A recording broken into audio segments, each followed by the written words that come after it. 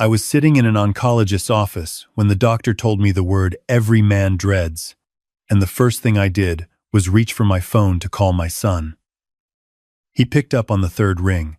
I could hear the airport in the background, the gate announcements, the rolling suitcases, the hollow echo of a terminal. I told him it was cancer. He said he was boarding in 20 minutes, and that I should try not to worry. His wife's voice cut through behind him, sharp and impatient. "Derek, they're calling our row." He told me he'd call when they landed in Rome. Then the line went quiet. 3 weeks later, while I was sitting in a chemo chair with a needle in my arm, a paralegal from my attorney's office called me with news that made the cancer feel like a minor inconvenience. My son had forged my signature on a deed transfer. He had taken my lake house. He thought I wouldn't notice. He thought the cancer would finish the job before I could. He was wrong about all of it. By the time he came home with his olive oil souvenirs and his Instagram photos, every account was empty. Every card was dead, and the only thing waiting for him was a letter taped to a door he no longer had the key to open. When he read what I wrote, his face went the color of ash. "My name is Thomas Hargrove. I am 67 years old. For 31 years I was an orthopedic surgeon, the kind who operated on NFL linemen and construction workers and elderly women who had outlived their hips. I built my practice from a 2-room clinic above a pharmacy in Dayton, Ohio, into a 12-physician group with 3 locations and a research wing I funded myself. I know bodies. I know how they fail and how they heal. I know where bones break under pressure and where they hold. But I did not see the fracture forming in my own family until it was already a clean break all the way through. My wife, Margaret, died 3 years ago. Ovarian cancer. 18 months from diagnosis to the morning I sat beside her bed and felt the room go still. We had been married for 40 years. She was the one who made our house a home and our dinner table a place worth sitting at. After she was gone, I rattled around in that 6-bedroom colonial alone, and I made the mistake that lonely men sometimes make. I let my son move in to fill the silence. Derek was 39. He had a degree in marketing that he had never fully used and a personality built for spending money rather than making it. His wife Sandra had been in his life for 6 years, and in that time I had never once seen her do anything that wasn't calculated. She was attractive and well-spoken, and she had the particular talent of making you feel important right up until the moment she needed something from you. I had paid for their wedding. I had co-signed Derek's failed food truck business. I had absorbed the losses without complaint because Margaret would have wanted me to give him every chance. That was the story I told myself, anyway. The truth is that grief makes you easy to use. They moved into the east wing of the house a year after Margaret passed. Sandra decorated it with furniture I bought and called it her vision. Derek started coming to my practice's administrative meetings, introducing himself to my staff as family, a word he deployed like a key that opened any door. I told myself it was nice to have life in the house again. I told myself I was helping my son find his footing. I did not tell myself the truth, which was that I had let 2 very comfortable parasites attach themselves to a host who was too tired and too sad to notice the damage being done. I found the lump in October, during a routine self-exam that I only performed because I had spent 30 years telling patients to do the same. My own urologist, a man I had referred patients to for a decade, confirmed the diagnosis within 2 weeks. Prostate cancer, stage 2. Treatable, not a death sentence with proper intervention. But cancer is a word that reshapes everything it touches, and the moment you hear it, you instinctively reach for the people who are supposed to stand beside you. I called Derek on a Tuesday morning. I had written down what I wanted to say, the way I used to prepare for difficult conversations with patients' families. I sat in my home office with the list in front of me, and I dialed his number. He answered, sounding distracted, and I heard the unmistakable ambient noise of an airport gate announcements, the rolling thunder of luggage wheels on polished floors. I told him I had seen the oncologist. I told him it was prostate cancer, stage 2, and that we had caught it early enough that the prognosis was favorable with treatment. I told him I was going to need chemotherapy to begin in 3 weeks. There was a pause, not the pause of a man absorbing shock, but the brief silence of someone calculating something. Then Derek said that he was glad we caught it early. He said prostate cancer had very high survival rates, that I of all people knew that. He said Sandra and he were actually at the airport right now, that they had been planning this trip to Italy for almost a year, that the flights and hotels were all prepaid and non-refundable. He said he was sure I would be fine, that I had the best oncologists in Ohio looking after me. Sandra said something to him. Her voice clipped and distant, and he said he had to go. I sat in my office for a long time looking at the list of things I had written down. I had written treatment schedule and need help with appointments, and scared. I folded the paper in half and put it in my desk drawer. I did not call anyone else that day. My attorney, Raymond Kowalski, had been my friend since law school, which neither of us attended. We met on a golf course in 1987 and argued about a disputed birdie for 2 hours before realizing we liked each other. He was the kind of lawyer who wore the same suit for 5 years and billed less than he should because he cared more about doing things right than doing things lucratively. He had handled all my estate planning, my practice contracts, my real estate holdings. He knew where every asset was and how it was titled. When I told him about the cancer and about Derek's response, he did not say much. He listened. Then he said he was going to do a full title audit on all my properties, just to make sure everything was in order.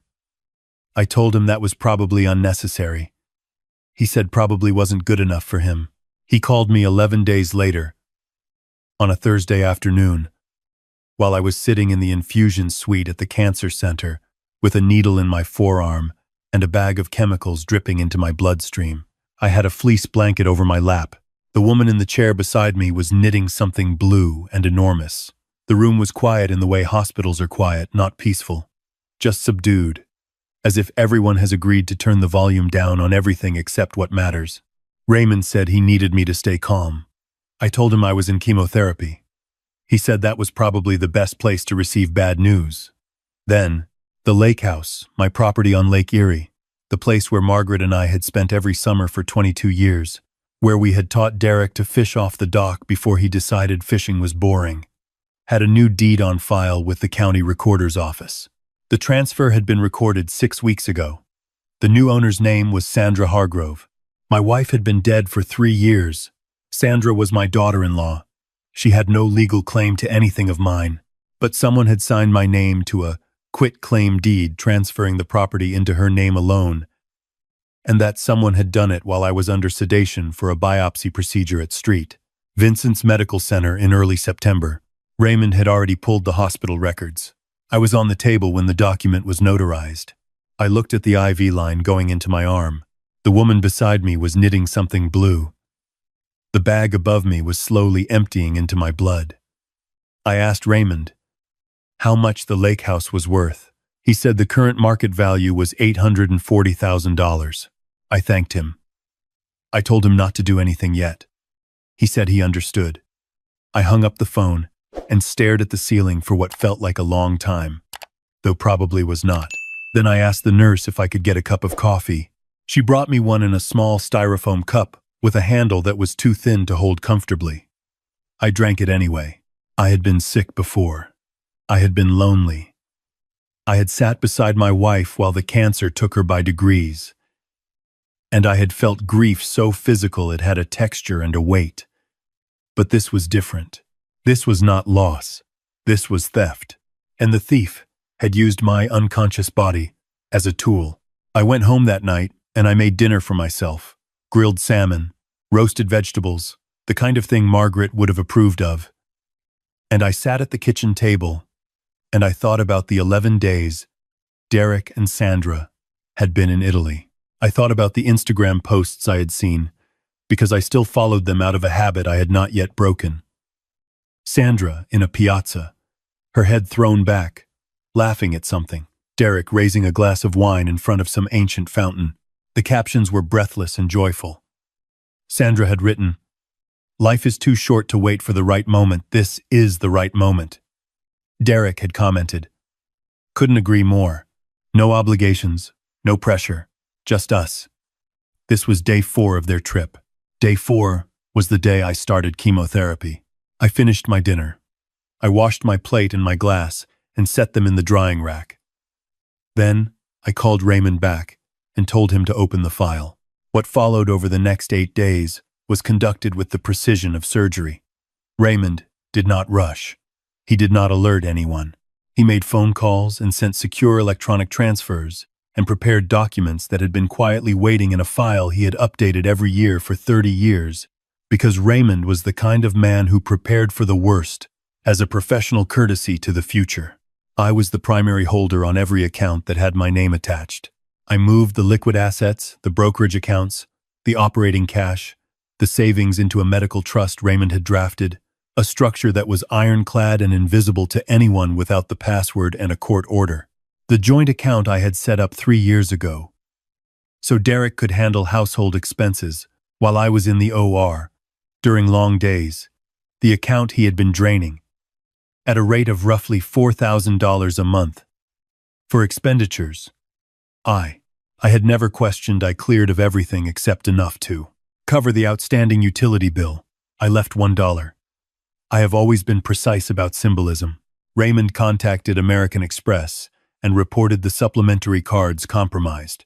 He contacted my practice administrator and had Derek's building access removed, quietly and without drama, effective at close of business on a Friday. He initiated the legal proceedings to invalidate the fraudulent deed transfer, which in the state of Ohio constitutes a felony deed fraud, forgery of a legal instrument, and depending on how the prosecutor's office chose to read it, elder financial exploitation. We did not alert Derek and Sandra. We did not send warning letters. We simply built the case, stacked the documents, and waited. Derek and Sandra flew home from Rome on a Sunday. They were tanned. They had checked 6 bags between them, which I know because Raymond's contact at the airline confirmed it. They came through customs at Columbus International, and Derek tried to buy a coffee at the terminal Starbucks with the supplementary Amex card. The machine beeped once, and the screen read, "Card declined. Contact issuer." I imagine he assumed it was a magnetic stripe issue. I imagine he wiped it on his jacket and tried again. They took a car service to the house. This I know because the driver told the private investigator I had retained 2 weeks earlier. A quiet, methodical man named Gerald, who wore reading glasses and looked more like a librarian than a surveillance professional. The driver said Sandra was talking the entire ride about renovations she wanted to make to the East Wing. She was talking about opening up the kitchen wall. The gate code had been changed.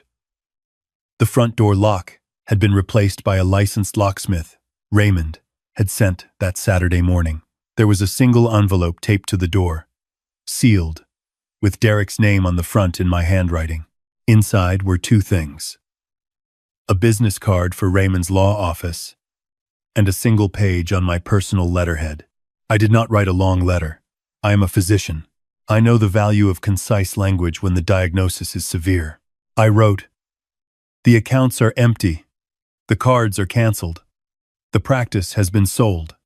The lake house transfer has been reported to the county prosecutor's office as deed fraud. Your mother would be heartbroken. I am not. Do not come looking for me. Raymond Kowalski will handle all further communication." Derek called my number 17 times in the following hour. The SIM card was in a glass of water on my kitchen counter in an apartment I had quietly leased 3 weeks earlier, under a name that required Raymond's creative corporate structuring to arrange. On the 18th attempt, he reached an automated message informing him that the number was no longer in service. I know what happened next because Gerald's report was thorough, and because people under extreme stress make poor decisions about who they talk to and where they say things. Derek and Sandra spent 2 nights at a Marriott on points that had not yet been canceled, and then the points ran out. They tried to access Sandra's personal bank account and found it serviceable but meager. She had never earned her own income in 6 years of marriage. They liquidated some jewelry. They called Derek's college friends looking for somewhere to stay. By Thursday, they were in a 2-bedroom apartment belonging to a friend of Derek's who worked in insurance and felt sorry for them. The attorney they hired called himself a specialist in elder law and contested guardianship. His office was above a check-cashing store, and his Yelp reviews were mixed at best. His strategy was the one I had expected from the moment Raymond told me about the forged deed. They were going to claim I had lost my mind. They were going to say that the cancer and the chemotherapy had induced cognitive decline. that my financial decisions were the erratic impulses of a sick and confused man, and that for my own protection, Derek should be appointed my legal guardian and financial conservator. Raymond had prepared for this. I had prepared for this. We had documentation from 3 separate physicians, including my oncologist and a board-certified neuropsychiatrist, attesting to my full cognitive function.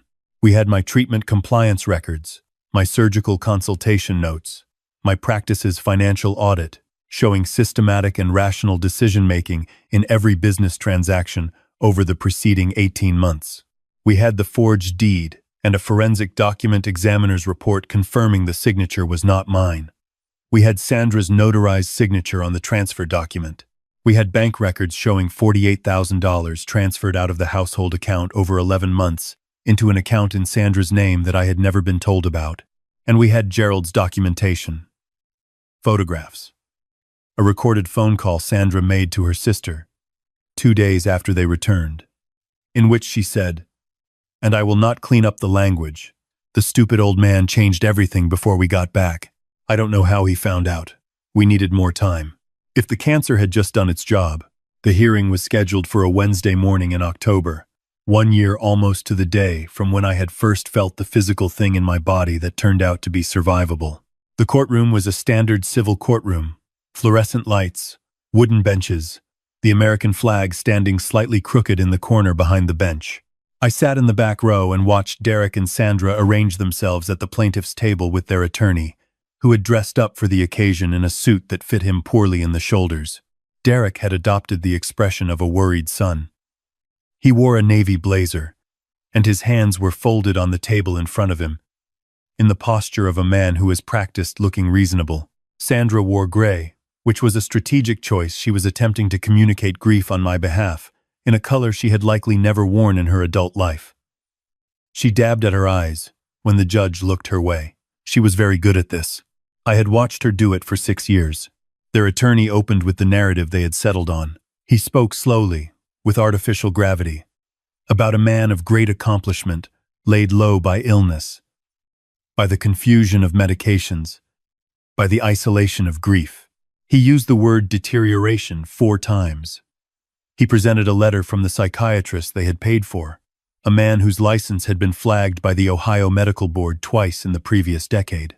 He described my financial decisions as erratic and self-destructive. He described the sale of my medical practice, which I had sold at a substantial premium to a hospital group that had been pursuing acquisition for 3 years, as evidence of impaired judgment. He described my withdrawal from the family home as a symptom of paranoid ideation. Derek took the stand. He spoke about his childhood, about how much he admired me, about how hard it was to watch his father decline. He invented a scene where I had accused him of stealing from me at Thanksgiving dinner. He said I had wept and been unable to remember what year it was. He said he had tried to get me help, but that I had become volatile and refused. His voice broke at appropriate moments. He looked at the judge with the expression of a man carrying a burden he had not chosen. It was a compelling performance. I recognized in it the ghost of a boy I had once known, before the years of accommodated irresponsibility had replaced whatever genuine feeling he might have had with this polished simulation. Sandra's testimony was briefer and more dangerous. She did not overclaim. She spoke about my daily functioning, about small incidents she had observed, about concerns she had raised with Derek in private. She framed her forgery as a protective measure. She claimed I had asked her to hold the lake house in her name temporarily because I was afraid of liability from a former patient. It was specific enough to sound plausible and impossible to disprove without the documentation Raymond was about to produce.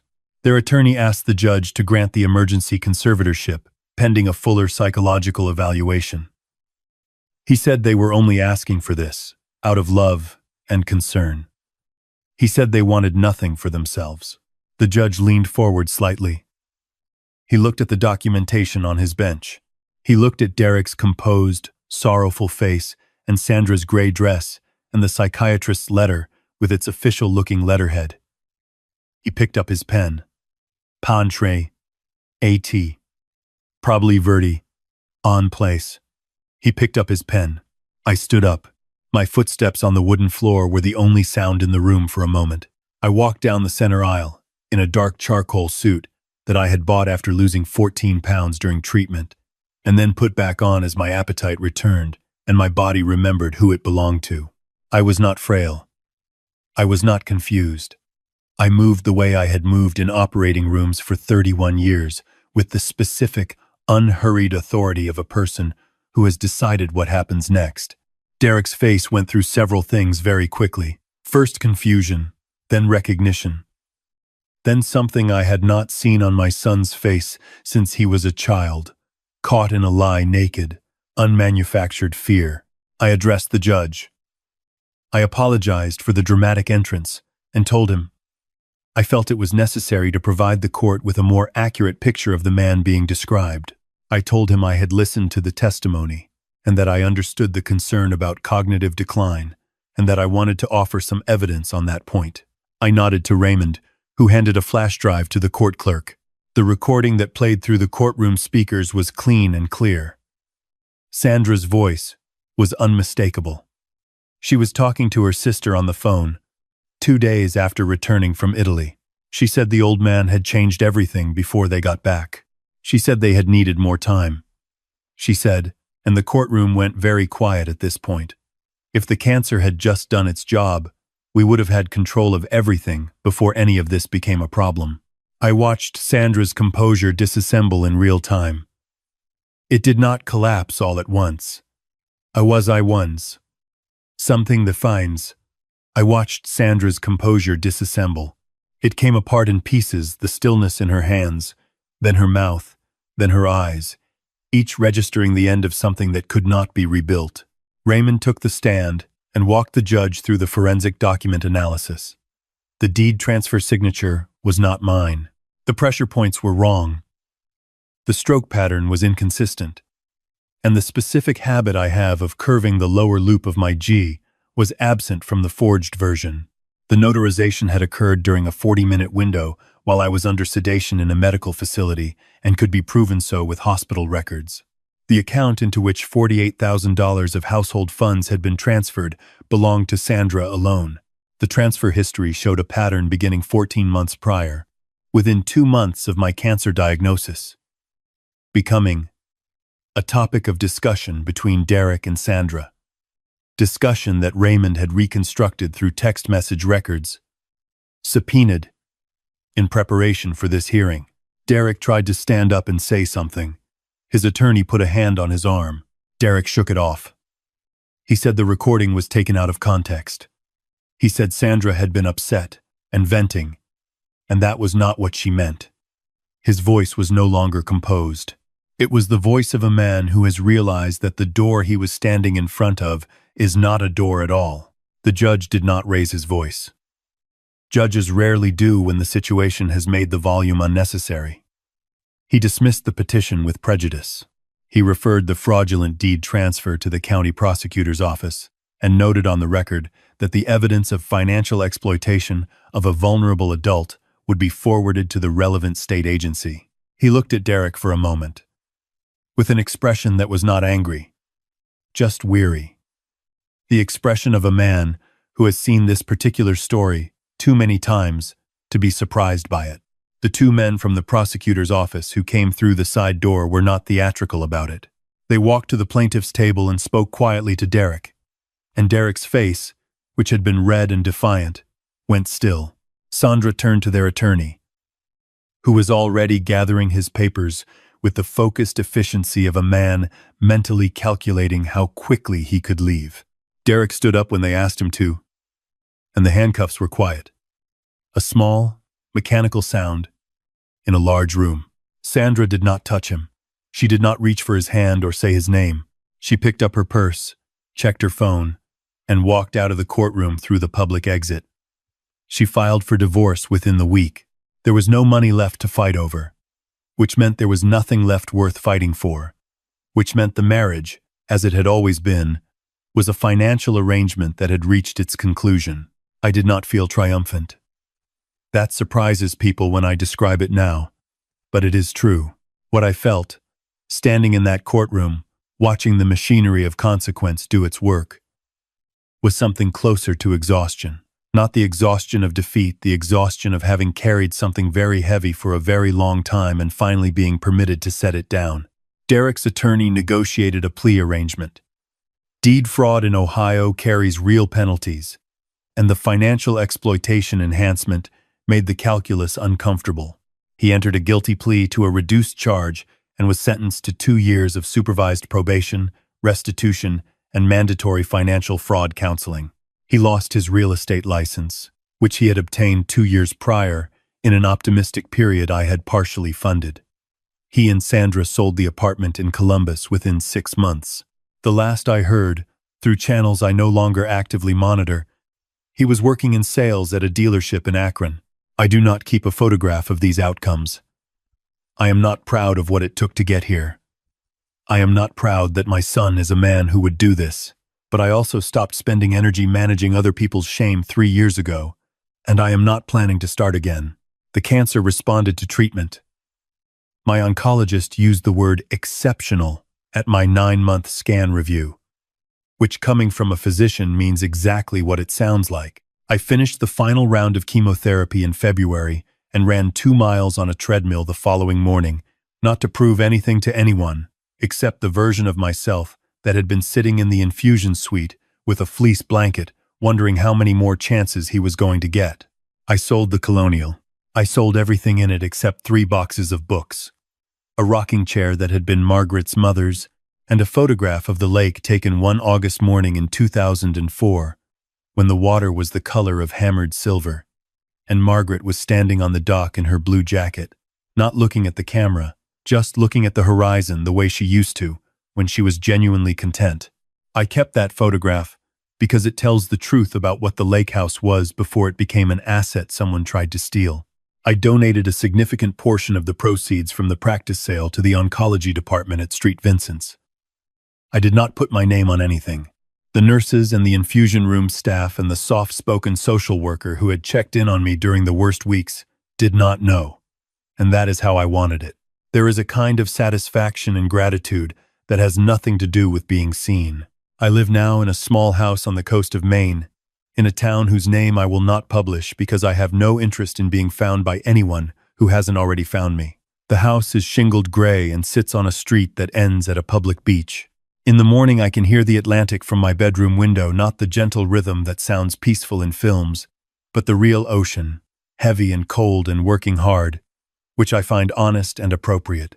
I have a vegetable garden that requires more attention than I anticipated. I have a neighbor named Frank, who is 71 and a retired commercial fisherman who speaks in the unhurried cadence of a man who learned long ago that most things can wait. We have coffee on his porch most mornings. He does not ask me questions about my past, and I do not ask about his, which is the basis of a friendship that is working very well. Last week, Frank's granddaughter, a girl of about 8 named Ruby, brought me a kite with a broken spar. She had been told by her grandmother that the man across the street fixes things, which is a reputation I appear to have earned in this town, though I'm still not entirely sure how. I spliced the spar with a piece of dowel rod and electrical tape while Ruby watched from the steps with her arms wrapped around her knees. When I tested the tension and handed it back, she looked at it the way children look at things that have been restored to usefulness, with a specific, uncomplicated joy that has no agenda behind it. She ran down toward the beach to try it, and I watched her go. The kite caught the wind immediately, rising in that quick, grateful way that things do when the conditions are finally right. I went inside and made myself lunch. On the counter, my phone buzzed. I looked at the screen. Derek's number. He must have gotten a new one, and hoped I had not blocked the area code yet. I stood there looking at it. I thought about what he might say. I thought about whether there was anything he could say that would change the shape of what had happened, that would give me back the son I had wanted him to be, that would make any of this a story with a different lesson at the center of it. I set the phone face down on the counter. I made my sandwich. I ate it at the kitchen table with the window open, listening to the ocean. The call went to voicemail. I did not check the message.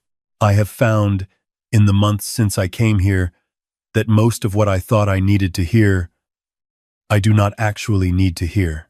And most of what I thought I could not live without was never mine to hold in the first place. I am 67 years old. I have survived cancer and betrayal, and the particular loneliness of being used by people who called themselves my family. I have learned what Raymond told me the night I called him from the infusion suite, in one of those small, clear sentences that cuts through everything unnecessary. Tom, he said, some people only stop taking from you when you stop letting them in. I did not hear him the first time he said it. I hear him now. The ocean outside my window does not care about my net worth or my grief or my age. It moves the way it has always moved. Heavy and cold and working. I find that I prefer it to the life I left behind, not because that life was without love, but because too much of what I called love was really just proximity to resources. Real love, I have come to understand, is the kind that makes a phone call when you say the word cancer. It is the kind that sits with you in the infusion room, not to manage your assets, but because it cannot imagine being anywhere else. Margaret had that kind. Raymond has it. Frank, in his unhurried Maine fisherman way, has it. That is enough. That is, it turns out, more than enough. I take my coffee to the front porch and watch the light change over the water, and I am, at 67, genuinely free for the first time and longer than I can cleanly remember. I intend to stay that way. If you have ever given everything you had to the people who were supposed to love you, and found yourself wondering what you were worth when the money ran out, I want you to know this. You are not the sum of what you provided. You are not a walking account, and it is never too late to close the books, walk out the door, and find out who you are when no one is taking anything from you. Leave a comment below and tell me where you're watching from. Hit subscribe so you don't miss the next story. And if this one meant something to you, share it with someone who needs to hear it.